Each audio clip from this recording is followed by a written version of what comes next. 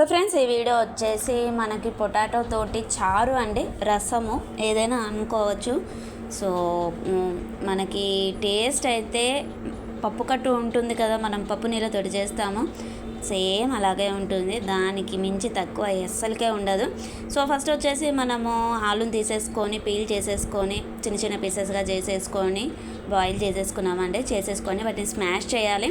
కావాలి అనుకుంటే మనం డైరెక్ట్గా కుక్కర్లో ఉడికించేటప్పుడే ఉప్పు పసుపు వేసేసుకొని చల్లారాక దాన్ని స్మాష్ చేసేసుకోవచ్చు వాటర్ లాగా. కాకపోతే నేను అలా చెయ్యలేదు.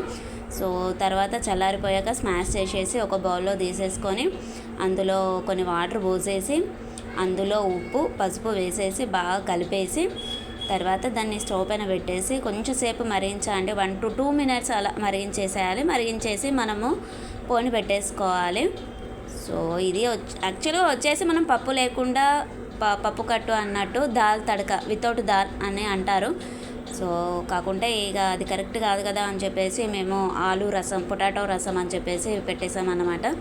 సో చాలా చాలా బాగుంటుందండి టేస్ట్.